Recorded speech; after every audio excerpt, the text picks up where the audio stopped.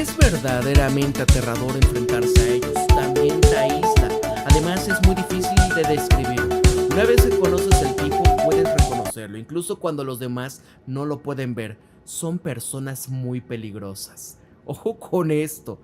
A ver, ahora todos estábamos esperando el capítulo 4 de la tesis de Karen Mitchell, donde se resume ahora sí el resultado del estudio. Es enumerado cada uno de los atributos básicos de la personalidad depredadora persistente, y estas son las citas de sus diversos participantes. Pero primero, un punto importante.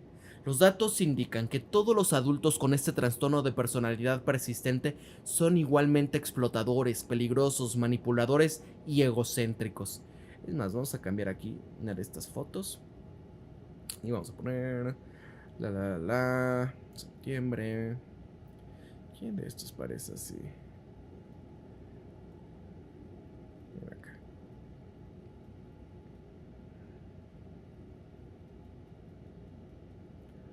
Oh, sí, sí tiene cara como de psicópata. Miren acá. Aquí, en otras palabras, no es que los depredadores no estén encarcelados o simplemente sean un poco psicópatas, no. Son así de completos. Solamente se diferencian en otros aspectos. Y es que vean, en estos datos han indicado que estas personas con este trastorno de personalidad que permanecen fuera de prisión tienen más probabilidades de de tener mayor inteligencia y estatus socioeconómico. Tienen una mejor capacidad de controlar sus impulsos, son más hábiles para empezar a crear fachadas convincentes. Llevan una doble vida cuyo lado oscuro la mayoría de las personas no pueden o no quieren ver, incluso cuando pueden haber indicadores sutiles o incluso obvios. Estos datos también van a indicar que las personas con este trastorno de mayor funcionamiento se van a involucrar de manera más afectiva en tácticas deshonestas que van a evitar la exposición y la rendición de cuentas. Son mejores a la hora de preparar o manipular a otros para poder apoyar, para que los apoyen. Tienen más probabilidad de hacer daño utilizando métodos que son sutiles, continuos y no dejan evidencia, lo que resulta ya en una tortura emocional y mental que sus objetivos o sus víctimas luchan por contar a los demás. Y así que en lugar de ser de alguna manera menos psicópatas, se puede decir que tienen éxito, que son simplemente mejores psicópatas. Y este análisis de Mitchell va arrojando 20 atributos básicos. Ella sostiene que dentro de los 20 son comunes a todas las PPP, ¿no? De la psicopatía, el narcisismo y todo esto. Ahora, se diferencian entre las tres P's individuales solo en la manifestación conductual específica, que depende del contexto y de la oportunidad, de las circunstancias personales y de las preferencias personales. Por ejemplo, unos de las tres PPP encarcelado puede no ser capaz de manifestar venganza en el grado en lo que lo haría fuera de prisión. Y además, si bien estos resultados indican que todas las personas con discapacidad violan leyes, regulaciones y acuerdos, así como códigos sociales y morales, los datos también mostraron que si alguien con discapacidad tiene este estatus socioeconómico más alto, es menos probable que manifieste este atributo, puesto que puede pagar o sobornar a otras personas para que violen leyes y regulaciones en su nombre.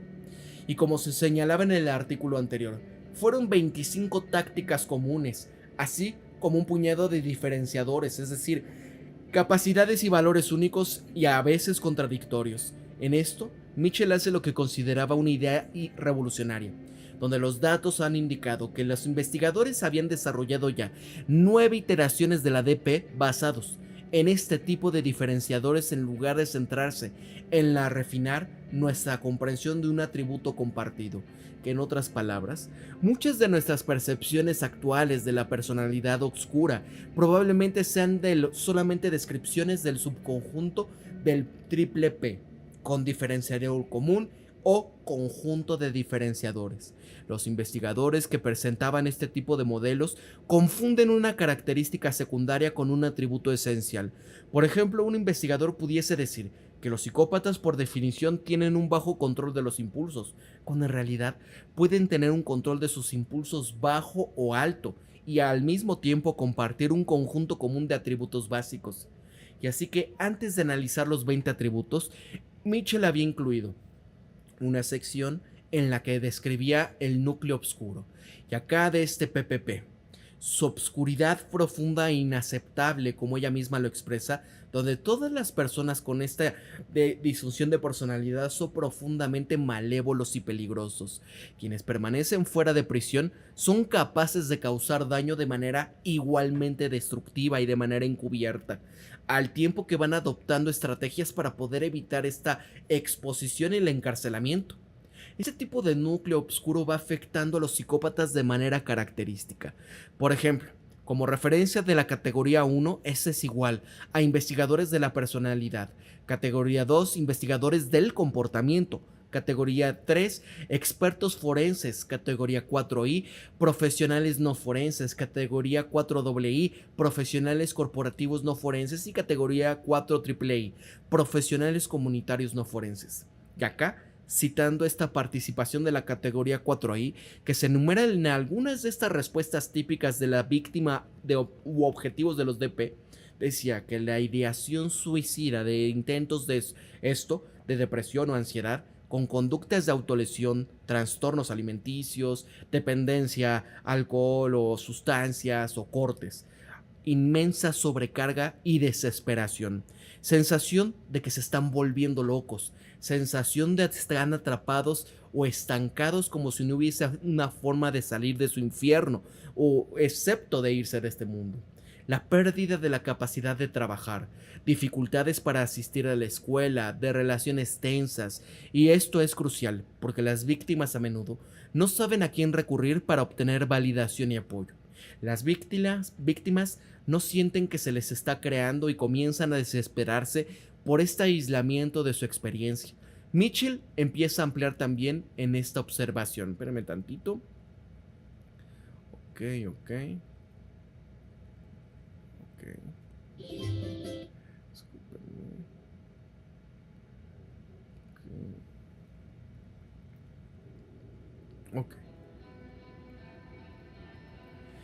Mira, esto es lo que dice Mitchell en la observación. Los resultados mostraban que las personas que no habían sido blanco de personas con discapacidad o sus víctimas objetivo o que no trabajaban extensamente con ellas, encontraban difícil comprender, creer y aceptar estas complejas maniobras y obscuras motivaciones de las personas con la discapacidad. Los hallazgos también indicaban que las motivaciones de la gente con este trastorno de personalidad son profundamente diferentes al resto de la población, que resulta difícil para quienes no han sido objeto de estas amenazas, incluidos muchos profesionales de salud mental, aceptar la profundidad de esta obscuridad, de los atributos y manifestaciones conductuales que van surgiendo en este núcleo oscuro. Lobachevsky, él se refería a esta ceguera de dos maneras. Primero, como un producto de la visión psicológica común del mundo, que podía manifestarse en interpretaciones optimistas como, oh, debe de haber tenido una infancia muy mala, o debe de haber sufrido mucho debajo de toda esta agresividad. Sé que en su interior hay una persona que solamente quiere ser amada, o incluso con la idea de que no había hecho nada mal, y en segundo lugar, llamaba este fenómeno el primer criterio de ponerogénesis. El mal se propaga cuando la gente no puede identificarlo por lo que es. Y así, ante nuestra falta de familiaridad con la malevolencia, combinada con la habilidad para poder evitar la transparencia, puede hacer que malinterpretemos estas acciones. Por ejemplo, pongan atención, muchos actos pequeños que un conjunto ocurre como tortura pueden parecerle a un extraño como un comportamiento aislado, inofensivo cuando se cuenta a otros. Pero la gente piensa que son exóticos y complejos, pero en realidad son simples y peligrosos. La gente normal no entiende cómo este tipo de personas contaminan el mundo que les rodea. Esto dice la categoría 4AA. La categoría 4AAA dice, supongo que ponen de relieve como el rostro del mal es tan benigno. Vean este otro. Estos elementos clave evidentes de las citas incluyen la dificultad para aquellos que no han sido objeto de alguien con este trastorno de personalidad, de poder comprender y aceptar la naturaleza extrema del daño que van causando cuando no es físico. Conceptos erróneos sobre la verdadera naturaleza de estas personas con DP, una renuencia a aceptar que alguien que conocen pueda tener motivaciones tan malévolas. y donde la mayoría de las personas pasan por alto las señales de los objetivos o sus víctimas, cuando reconocen que indican que son personas con disfunción de la personalidad. Muchas personas no quieren creer que las motivaciones de estas personas porque son demasiado terribles para pensar en esto. Y hay varios participantes que han discutido la dificultad de creer en los objetivos y sus víctimas, porque la naturaleza de este daño era tan extremadamente inhumana. Una respuesta más básica a la malevolencia psicopática es simplemente el miedo. Mitchell dedica una sección a esta respuesta, porque los profesionales expertos, 72% informaron haber sentido miedo de la presencia de una persona con trastorno de personalidad. Imagínense a Victoria Nuland, amigos. 74% informó haber sentido lo mismo cuando no estaban en su presencia, y en cambio, solo 40% de los investigadores experimentaron este miedo en presencia de una persona con trastorno de personalidad. 20% no estaban en su presencia. Y al menos un investigador de estudio informaba que nunca, hasta donde sabía, había estado en presencia física de una persona con trastorno de personalidad. Los temores específicos iban desde la preocupación de que esta persona arruinaría su carrera, los iba a calumniar, los iba a atacar físicamente, destruiría su propiedad, sabotearía sus relaciones, les arruinaría económicamente, etc.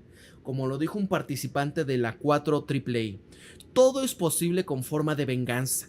Otro lo describía así: mira, creo que la sensación de superioridad y amenaza silenciosa ha dado lugar a este miedo.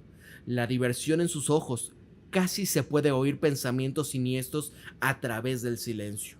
Crean una sensación de aprehensión de que estas personas van a ir acumulando la venganza para poder ejecutarla en una fecha posterior. Y así, el tema más mencionado de la encuesta Delphi y de los seguimientos fue, con diferencia, peligroso y dañino, donde había 1.170 menciones. Sin embargo, como señalaba Mitchell, no se trata de un atributo sino de un resultado.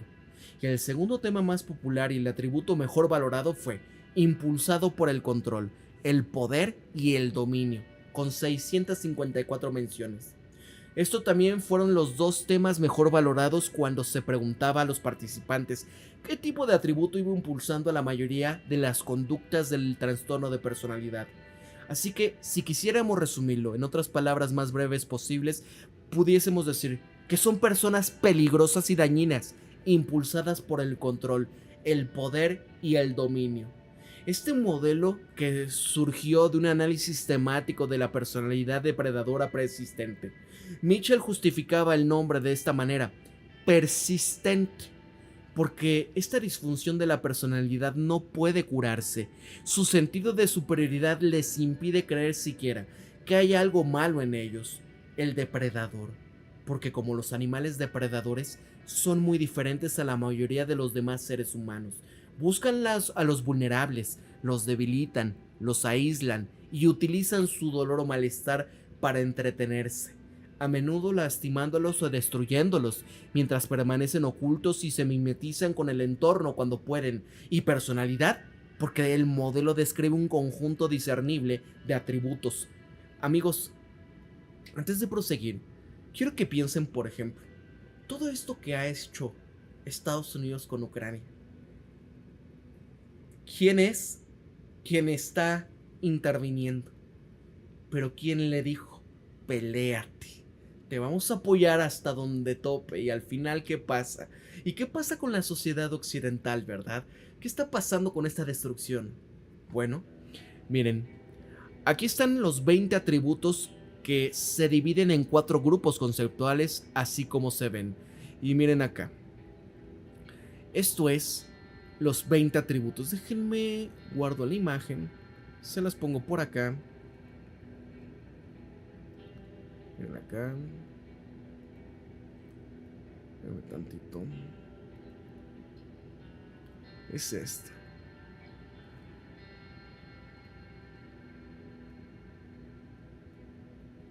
Miren esto, ¿no? La agenda que los maneja.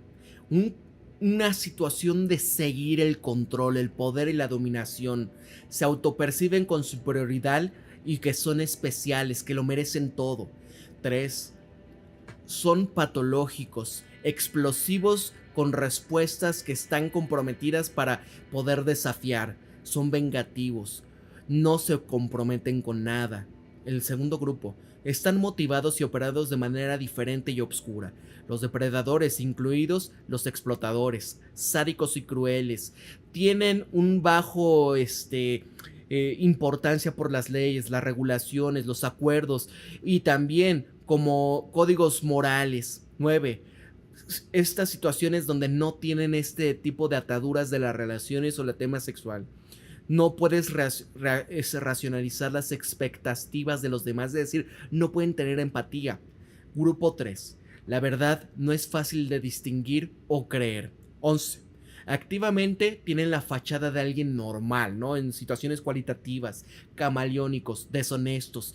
Ellos son manipuladores y desviados, incluyendo en el tema calculador. Se involucran conscientemente para poder estar, pues desviando a los demás, ¿no? Valorientándolos. Son cómplices de otros inadvertidamente, ¿no? Y aquí es el superpoder de la situación de P. No se comprometen a aceptar las responsabilidades de los impactos negativos que ellos causan. 4. No experimentan sentimientos de la misma manera que otros. Aquí no tienen ninguna emoción auténtica, simplemente son actuadas sus emociones, ¿no? Por ejemplo, cuando ven quizás, no sé, un bebé, un perrito, algo así, pueden decir, ay, qué tierno, no sé, pero sobreactúan, ¿no? Cuando en verdad dice, oye, es cierto, ¿no? Muchas de las cosas. Kalos, no sé qué sea Kalos, no tienen remordimientos, solamente se interesan en ellos mismos, ¿no? Brazen, no recuerdo qué es Brazen. Ahora, ¿qué pasa con el primer atributo? Son impulsados por una necesidad de control y el dominio del poder. Aquí, Mitchell defiende este atributo más citado con el estudio sobre el impulso intenso y omnipresente de las personas con el trastorno de personalidad desfavorecido por dominar este mundo de las personas en que lo habitan, utilizando las tácticas que van desde las más útiles y encubiertas hasta las transparentes y evidentes. Hay extractos revelantes en las entrevistas, por ejemplo, vean esto. Un deseo, quizás la necesidad constante de tener el control de cualquier situación para poder lograr un resultado beneficioso para este individuo en esencia, a expensas de todos los demás. Piensen en todos aquellos, por ejemplo, que serán negocios de estos, negocios no, de estas cochinadas de los multinivel, ¿no? Metiendo, enrolando a la gente y al final, ¿quién es el que gana y quiénes son los que pierden? Creo que la razón por la que disfrutan tanto de la manipulación es porque les da la sensación de poder, porque pueden controlar a otras personas. Se mantienen arraigados a la vida de la víctima mediante maniobras extremadamente complejas de otras personas, de circunstancias, hechos, de tal manera que la otra persona termina siendo destruida profesional, reputacional, social o financieramente. Es una red de control y destrucción que a menudo involucran a muchos personajes y situaciones. Pueden extenderse durante años. ¿Qué es lo que está pasando ahora con todos estos? Pues yo no los llamaría, no sé, los que están creando los videojuegos o esta gente, ¿no? Que al final son simplemente los que están tratando de llevar una especie de agenda ideológica para impulsar comportamientos dentro de la industria del entretenimiento. Y vean cómo quieren destruir la carrera de muchos comentaristas de series, como el caso de Star Wars Theory, ¿no? Que a él le encanta el tema de Star Wars y simplemente por decir, no me gustó esto y los demás, es un machirulo, es un racista, es un tal por cual, es esto, le quieren destruir la carrera, el canal y todo su modo de vida, ¿no? En YouTube. ¿Por qué? Entran en estos. Es esa gente que a forzar y quiere que todos piensen igual, que todos tengan este revoltijo por ahí. Esta disfunción de la personalidad se involucra en una amplia gama de estrategias para poder asegurarse del control de su entorno, incluyendo el despido de personas, la creación de lo que yo llamaría grandes mentiras para debilitar a la gente que se interpone en su camino o que puedan exponerlos, o que no les guste, o, por ejemplo, Star Wars, ¿cómo se llama este otro? Explained, ¿no? Aquí cae, o quienes simplemente deciden molestar. El cultivo de una red de partidarios que lo defenderían sin importar lo que pase, y que tienen una visión particularmente positiva de este trastorno de personalidad por la forma en la que ésta los ha preparado o están obteniendo algo a cambio de apoyarlo, mediante la retención de información, ¿no? Ojo con esto, ¿qué les acabo de decir? y en el contexto de estos seguidores que van y atacan a otros, ¿no? Porque se sienten parte del grupo, porque se sienten parte del movimiento, porque en los videojuegos tienes que poner, por ejemplo, una mujer sin características femeninas, porque es parte de lo nuevo, las nuevas audiencias y demás. Bueno, varios de los participantes vinculados a esta característica con el sadismo, que es un atributo separado, diciendo por ejemplo que esta disfunción de la personalidad obtiene una sensación de poder a partir del dolor infligido. Y las cosas se ponen feas cuando se pone en tela de juicio su control, donde la pérdida del control para las personas con discapacidad intelectual es profundamente desagradable. Esta discapacidad establece un conjunto de reglas para los demás, que el incumplimiento se castiga y el cumplimiento se recompensa. Y así que vas aprendiendo, y es peligroso, tan emocional como físicamente, molestarlos y siempre andas con pies de plomo, ¿no? Amigos, es que es esto en las redes sociales.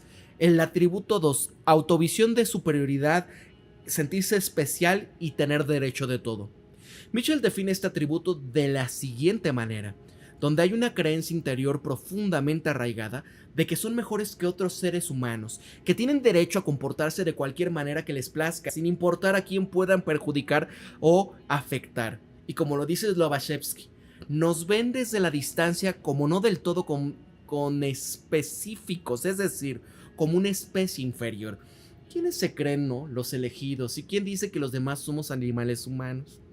Tienen un sentido de derecho de sangre fría, según el cual el mundo es un tablero de ajedrez y todos los participantes son meras piezas de este. Y que esta disfunción de la personalidad puede mover y utilizar sin tener conciencia del impacto que esto tiene sobre ellos, que existen como objetos y que tienen poco o ningún valor en sí mismos. ¿Quién les acabo de decir, no? Piensen también en las naciones o esos grupos que controlan. El autor muestra un claro placer por causar daño a muchas otras personas, pero se hacen pasar por heroicos, caballeros Jedi, justifican sus acciones bajo el pretexto de combatir al mal.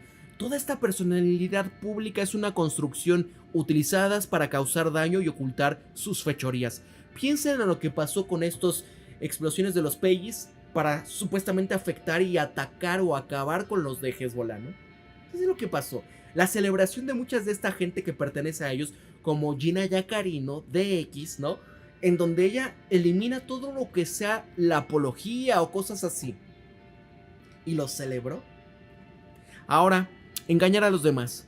Confían en el éxito de esta sensación de la superioridad en sus mentes. En otros textos se habla del placer de engañar. Y no es raro encontrar declaraciones de presos que son víctimas de engaños como, bueno, si fue lo bastante tonto como para caer en la trampa, se lo merecía. Los presos también carecen de cualquier sentido de reciprocidad u obligación de la normalidad. En ese caso yo me acuerdo a alguien que en un momento me comentaba, ¿no? En un momento se dedicó a este tema de las, ¿cómo se llama? Pues que es que créditos y demás, ¿no? Como en caso de la Ciudad de México, ahí en el World Trade Center, hay muchos de estos para enrolar a gente que, vamos a darte un crédito y no demás, y al final se los tuercen. Bueno, hay otro business, para aquellos que fueron extorsionados, que fueron, les sacaron todo el dinero, ¿no? Hay otros que supuestamente se encargan de recuperar ese dinero. Y es lo mismo, ¿no? Al fin y al cabo nunca le dan su dinero, no, que los abogados, no, que el juez, no, que saque más, y al final dice, bueno, pues cayó 3, 4, 5 veces, fue su culpa, ¿no? Esos psicópatas, amigos, cuidado, ¿eh? Atributo 3. Una respuesta interna patológica y explosiva al verse comprometidos o desafiados. Bueno, a menudo se describe este tipo de psicópatas como personas de sangre fría y sin emociones. Sin embargo, los PPP muestran esta ira intensa entre situaciones. Cuando se cuestiona su visión de sí mismos como superiores, cuando se les impide alcanzar un objetivo y cuando se les expone o corren el riesgo de ser expuestos. Aquí los participantes describen esta ira como fuera de escala, profundamente perturbadora. Aquí la manifestación de esto se va tomando forma en un repentino y feroz estallido acompañado de comportamientos físicos, posiblemente de violencia física o posible destrucción de la propiedad. En muchos casos se recurre al uso físico del cuerpo, no para dañar físicamente, sino para intimidar y causar miedo. Los hallazgos indicaban que esto pudiese incluir pararse sobre alguien, entrar en el espacio corporal del objetivo de la víctima, acercar su rostro al rostro de la otra víctima o hacer algún gesto del dedo hacia el pecho de la persona.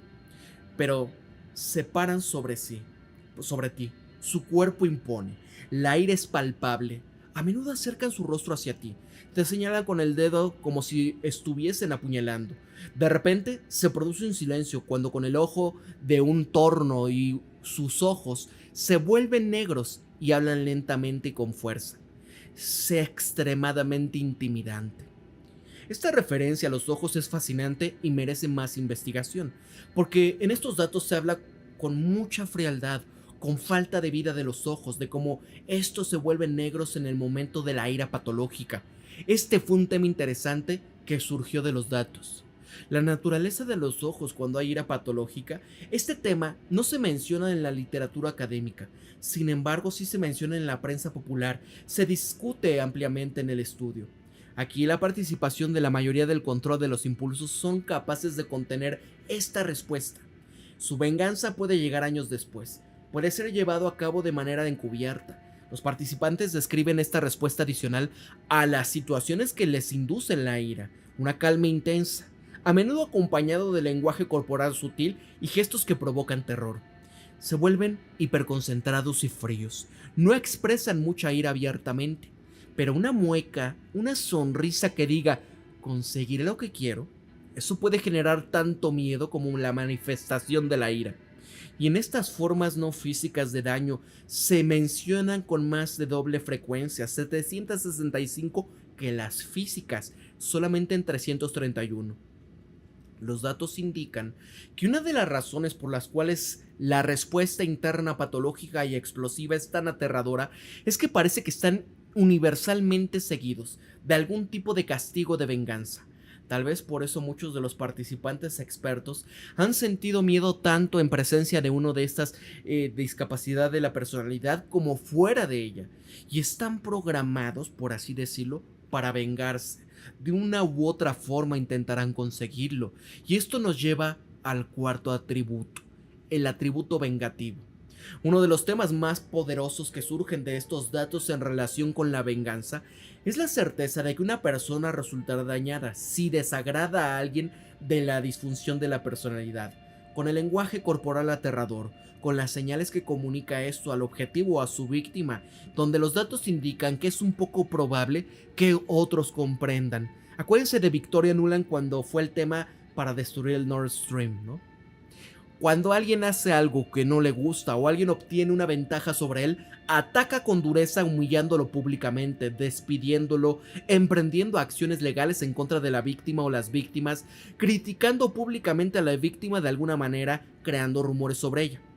Tienen a archivar en la cabeza y cuando no se sientan en control, literalmente van a sacar a alguien del archivero y se vengará de esta persona, ¿no? Ah, yo me acuerdo de que tú hiciste esto, ¿no? Enfrente de algo donde pueda ponerlo en verdadero peligro, ¿no? Y así continuarán vengándose de la víctima de manera encubierta mucho después de que ésta haya quedado destrozada psicológica, emocional, financiera o socialmente. Y en este control coercitivo, los perpetradores pueden dar señales sutiles de sus víctimas de que están enojados y que les van a castigar. A menudo se trata de un movimiento de cabeza, una mirada de ojos o algo similarmente sutil que puede dar delante de otras personas sin que éstas se den cuenta, pero la víctima lo nota y queda aterrorizada. Atributo 5. Intransigente. Lobachevsky menciona varias veces la naturaleza hiperactiva o persistente del psicópata, así como este egoísmo patológico. Es decir, nunca se equivoca e impone con fuerza sus puntos de vista a los demás. Mitchell aquí define este atributo como la falta de la voluntad para hacer concesiones o negociar de manera en que implique una consideración mutua a los intereses de todas las partes. Y así, cuando hacen alarde de estar negociando, el interés propio siempre estará en el centro de la decisión. Cualquier concesión o bondad tiene un motivo subyacente. Por ejemplo, estos compromisos son siempre estrategias y pueden incluir la simulación y la demonización de otra persona o pueden ser exponencialmente litigiosos. Y cuando te dan nueva información, la revisan. Ellos no lo hacen. Pueden entablar un largo diálogo sobre todas las razones por las que cual deben de ceder, pero se muestran reacios a ceder. Estados Unidos, amigos. Varios participantes explicaron que este atributo a menudo está oculto por la fachada, adoptando por una persona con trastorno de personalidad diferente, que puede ser, por ejemplo, timidez, amabilidad, humildad o tontería. Los hallazgos muestran que, independientemente de la fachada, estas personas con trastorno de personalidad diferente tienen una voluntad incansable de seguir persiguiendo su objetivo, mucho más allá de las personas que no tienen trastorno de personalidad diferente, que se darían por vencidas, ¿no? ¿Qué pasa con Victoria Nuland? ¿Qué pasa con todos estos que están así? Kathleen Kennedy, ¿no? En el caso de Disney, muchos de los que siguen creando estos videojuegos que fracasan, todo esto de imponer la personalidad o las situaciones como lo que dice Larry Fink, ¿no? Hay que imponer los comportamientos, forzar por comportamientos, y a pesar de que estén pierde y pierde, vienen acá, incluidas aquellos que son excepcionalmente determinados. Una forma de describir este fenómeno creado por el autor de la tesis y basados en estos datos es la atención incansable al propósito personal. Y eso es a lo que nos estamos enfrentando. Ya más tarde será el siguiente capítulo. Y para la Granja Humana MX se despide Pablo. Si ustedes quieren, así como muchos me pidieron esta segunda parte, la tercera, si ustedes me lo piden, si ustedes en verdad escriben alguna experiencia que hayan tenido con algunos de estos rasgos, o incluso la tuya misma, ¿no? Porque al fin y al cabo estos son algunas características que no porque compartas ciertos rasgos quiere decir que tú seas un psicópata o que tengas este tipo de personalidad con discapacidad, ¿no? De personalidad. Amigos, para la Granja Humana MX se despide Pablo y recuerden siempre esto. Piensen siempre críticamente, sean ustedes mismos, conózcanse de verdad quiénes son, sean empáticos, amigos. Sean empáticos. Para la Granja Humana MX se despide Pablo. Cuídense mucho, pórtense bien.